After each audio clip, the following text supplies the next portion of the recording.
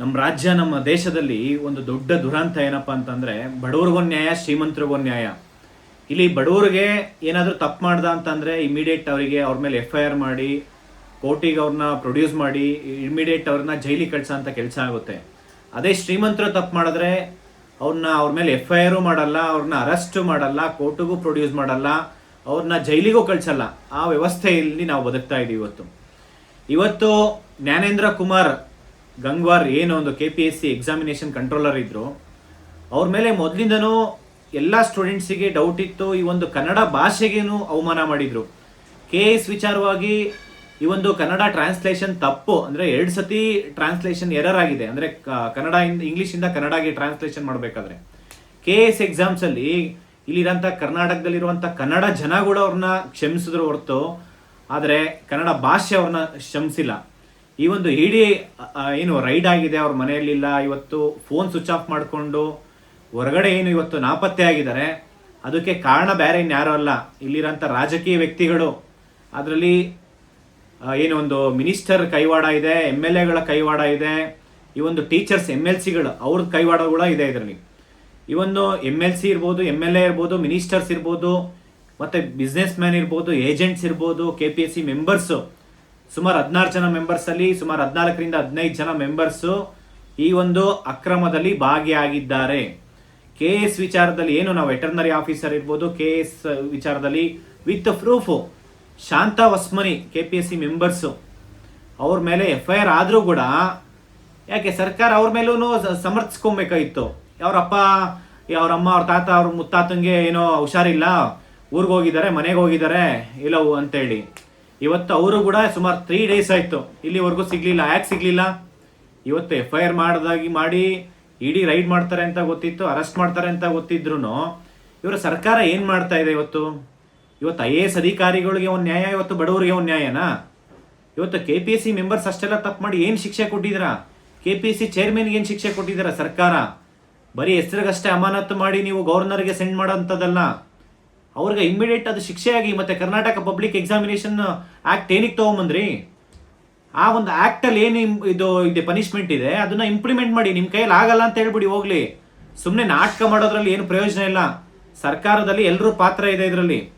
KPSC ಹಗರಣದಲ್ಲಿ ಬರೀ ಪಶು ವೈದ್ಯಾಧಿಕಾರಿ ಇದಲ್ಲ, KS ಎಕ್ಸಾಮ್ಸಲ್ಲಿ ಇದೆ. ನಾವು ವಿತ್ ಪ್ರೂಫ್ ಹೇಳ್ತಾ ಇರೋದು. ಎರಡನ್ನೂ FIR ಮಾಡಿದ್ದೀವಿ. ಇಲ್ಲಿವರೆಗೂ ಏನು ಆ್ಯಕ್ಷನ್ ತೊಗೊಂಡಿದ್ದಾರೆ ರಾಜ್ಯ ಸರ್ಕಾರ? ಏನೂ ತೊಗೊಂಡಿಲ್ಲ.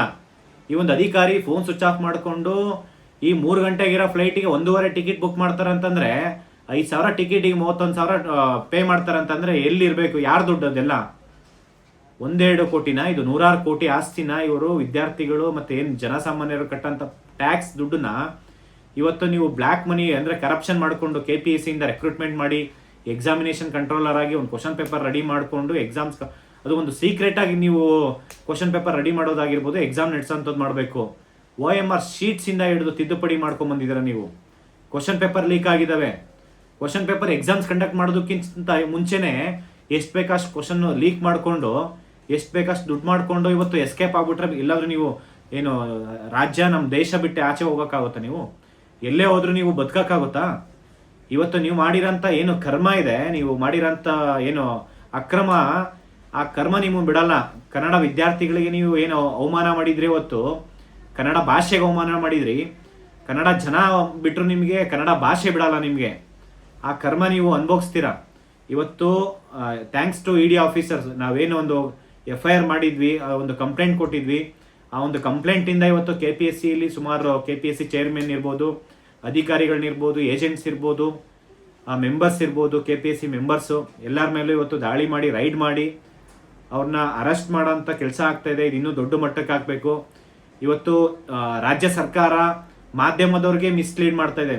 ಮಿಸ್ಇನ್ಫಾರ್ಮೇಷನ್ಸ್ ಅಂದರೆ ಮಾಹಿತಿ ಕರೆಕ್ಟಾಗಿ ಕೊಡ್ತಾ ಇಲ್ಲ. ಇವತ್ತು ಯಾಕೆ ಸರ್ಕಾರ ಮೆಂಬರ್ಸ್ ಆಗಿರ್ಬೋದು, KPSC ಅಧಿಕಾರಿಗಳಾಗಿರ್ಬೋದು, ಎಲ್ಲರನ್ನೂ ನೀವು ನಿಮ್ಮದೇ ಅಂತ ಮಾಡ್ಕೊಂಬಿಡಿ. ಹೋಗಿ ಒಂದು ಬಿಲ್ ಪಾಸ್ ಮಾಡ್ಬಿಡಿ ಹೋಗ್ಲಿ. ಅವ್ರ ಮೇಲೆ ತೊಗೊಂಬರ್ಬಾರ್ದು, ಏನೋ ಸರ್ಚ್ ವಾರೆಂಟ್ ಮಾಡಬಾರ್ದು, ED ಆ್ಯಕ್ಟ್ ಮಾಡ್ಬೋದು, ಇದು ರೈಡ್ ಮಾಡಬಾರ್ದು ಅಂತೇಳಿ. ಯಾಕೆಂದರೆ ಇದರಲ್ಲೆಲ್ಲ ನೀವು ಪಾತ್ರ ಇದ್ದೀರಲ್ಲ. ಎಲ್ಲ ಮಿನಿಸ್ಟರ್ಸು, ಯಾರ್ಯಾರು ಮಿನಿಸ್ಟರ್ಸ್ ಇದ್ದಾರೆ, ಯಾರ್ಯಾರು MLAಗಳಿದ್ದಾರೆ, ಯಾರ್ಯಾರು ಟೀಚರ್ಸ್ ಗ್ರಾಜ್ಯುಯೇಟ್ಸು ಅಂದರೆ ಟೀಚರ್ಸ್ MLC ಇದ್ದಾರೆ. ಈ ಒಂದು KS ಪೋಸ್ಟಲ್ಲಿ 384 ಪೋಸ್ಟಲ್ಲಿ ಯಾರ್ಯಾರು ಎಷ್ಟನ್ನಕ್ಕೆ ಎಷ್ಟೆಷ್ಟು ದುಡ್ಡು ಕೊಟ್ಟಿದ್ದಾರೆ, ಏನೇನು ಮಾಡಿದ್ದಾರೆ ಎಲ್ಲ ಡೀಟೈಲಾಗಿ ಒನ್ ಬೈ ಒನ್ ಹೊರಗಡೆ ಬರುತ್ತೆ. ಇವತ್ತು ಸರ್ಕಾರ ಆ ತನಿಖೆಗೆ ಯಾರ್ಯಾರು ಇನ್ವಾಲ್ವ್ಮೆಂಟ್ ಇದ್ದಾರೆ ಅಷ್ಟು ಜನಕ್ಕೆ ಸಹಕಾರ ಮಾಡಬೇಕು. ಇವತ್ತು KPSC ಆಗಿರೋಂಥ ಒಂದು ಏನು ಹಗರಣ ಬರೀ ED CID ಅಲ್ಲಲ್ಲ, ಇವತ್ತು CBI ತನಿಖೆ ಕೊಡಬೇಕದು. ಇಂಟರ್ಸ್ಟೇಟ್ ಕನೆಕ್ಟಿವಿಟಿ ಇದೆ, ಇದು ಮನಿ ಲಾಂಡ್ರಿಂಗ್ ಆಗಿದೆ. ಮನಿ ಏನು ಇನ್ವೆಸ್ಟ್ಮೆಂಟ್ ಮಾಡಿದ್ದಾರೆ ಬೇರೆ ಬೇರೆ ಸ್ಟೇಟ್ಸ್ಗೆ, ಯಾರು ದುಡ್ಡದು? ಕರಪ್ಷನ್ ಮಾಡಿರೋ ದುಡ್ಡದು. ಇವತ್ತು ಪ್ರಾಮಾಣಿಕವಾಗಿ ಓದ್ತಾ ಇರೋಂಥ ಅಭ್ಯರ್ಥಿಗಳಿಗೆ ಇವತ್ತು ನೀವು ಕೆಲಸ ಸಿಗದೆ ಇವತ್ತು ಅವರೆಲ್ಲ ಬೀದಿ ಪಾಲಾಗಿದ್ದಾರೆ. ಗಿಗ್ ವರ್ಕರ್ಸ್ ಆಗಿ ಕೆಲಸ ಮಾಡ್ತಿದ್ದಾರೆ, ಅಲ್ಲಿ ಹೋಗಿ ವಾಪಸ್ ರೈತರಾಗಿದ್ದಾರೆ. ಇವತ್ತು ಅಲ್ಲಿ ಹೋಗಿ ಗಾರೆ ಕೆಲಸ ಮಾಡೋಂಥ ಪರಿಸ್ಥಿತಿ ಬಂದಿದೆ, ಹೋಟ್ಲಲ್ಲಿ ಕೆಲಸ ಮಾಡೋಂಥ ಪರಿಸ್ಥಿತಿ ತೊಗೊಂಬಂದಿದ್ದಾರೆ. ಇವತ್ತು ಪ್ರಾಮಾಣಿಕವಾಗಿ ಓದ್ತಾ ಇರೋಂಥ ಅಭ್ಯರ್ಥಿಗಳನ್ನ ಇವತ್ತು PhD ಮಾಡಿರೋಂಥವ್ರು ಇವತ್ತು ಕ್ಲರ್ಕ್ ಆಗಿ ಕೆಲಸ ಮಾಡೋಂಥ ಪರಿಸ್ಥಿತಿ ಬಂದಿದೆ. ಇವತ್ತು ಕರೆಕ್ಟಾಗಿ ನೋಟಿಫಿಕೇಶನ್ಸ್ ಇಂಪಾರ್ಟೆಂಟ್ ಏನೇನು ನೋಟಿಫಿಕೇಶನ್ಸ್ ಆಗುತ್ತೆ KPSC ಇಂದ ಎಕ್ಸಾಮ್ ಮಾಡೋದಕ್ಕೆ ಮುಂಚೆನೇ ಇವ್ರು ಕ್ವಶನ್ ಪೇಪರ್ ಕೊಟ್ಟರೆ ಯಾರು ಪಾಸ್ ಆಗ್ತಾರೆ? ನಿಮಗೆ ಬರೀ ದುಡ್ಡು ಕೊಟ್ಟರೆ ಅಷ್ಟೇ ಲಿಸ್ಟಲ್ಲಿ ಇರ್ತಾರೆ. ಇವತ್ತು ಜಾತಿಗೊಬ್ಬರು ಒಂದೊಂದು ಮೆಂಬರ್ ಮಾಡಿ ಇಟ್ಟಿದ್ದೀರಲ್ಲ, ಆಯಾ ಜಾತಿಯಲ್ಲಿ ಯಾರ್ಯಾರು ಇದ್ದಾರೆ ಅವ್ರನ್ನ ಜಾತಿಯಲ್ಲಿ ಅವ್ರಿಗೆ ಏನು ಗೊತ್ತೇ ಇರಲ್ಲ, ಮನೇಲಿರೋರ್ನು ಕರ್ಕೊಂಬಂದು ಒಂದು ಸೀಟ್ ಕೊಡಿಸೋ ಅಂತ ಕೆಲಸ ಮಾಡ್ತಾ ಇದ್ದಾರೆ. ಇವತ್ತು ಇದನ್ನ ಸರ್ಕಾರ KPSC ಆಗಿರೋಂಥ ಏನು ಅಕ್ರಮಗಳನ್ನು ಇದು ಅಷ್ಟನ್ನು CBI ತನಿಖೆ ಕೊಡಬೇಕು. ಇಲ್ಲಾಂದರೆ ಯಾವುದೇ ಕಾರಣಕ್ಕೂ ಬಿಡಲ್ಲ, ರಾಜ್ಯಾದ್ಯಂತ ಹೋರಾಟ ಮಾಡ್ತೀವಿ.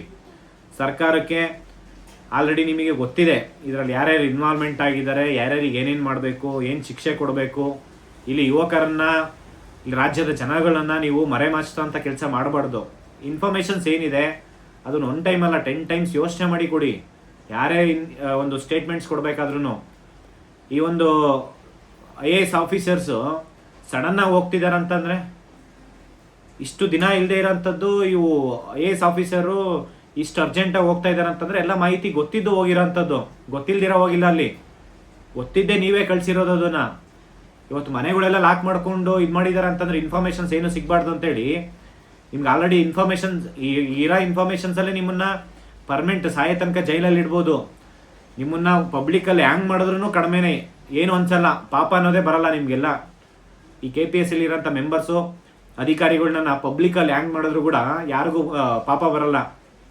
ಇವನು ಅಷ್ಟು ಕರಪ್ಷನ್ ಮಾಡಿ ಇವತ್ತು ಪ್ರಾಮಾಣಿಕವಾಗಿ ಹೋದಂಥ ಅಭ್ಯರ್ಥಿಗಳಿಗೆ ನೀವು ಮೋಸ ಮಾಡಿದಿರ, ಆಸ್ಪಿರೆಂಟ್ಸಿಗೆ ಮೋಸ ಮಾಡಿದಿರ, ಇವತ್ತು ಅವ್ರ ತಂದೆ ತಾಯಿಗೆ ಮೋಸ ಮಾಡಿದಿರ, ಇಡೀ ಸಮಾಜಕ್ಕೆ ಮೋಸ ಮಾಡಿದಿರ. ಇದನ್ನ ಸರ್ಕಾರ ತುಂಬ ಸೀರಿಯಸ್ ಆಗಿ ತೊಗೊಂಡಿಲ್ಲ ಅಂತಂದರೆ ಯಾವುದೇ ಕಾರಣಕ್ಕೂ ಬಿಡಲ್ಲ, ರಾಜ್ಯಾದ್ಯಂತ ಹೋರಾಟ ಮಾಡ್ತೀವಿ.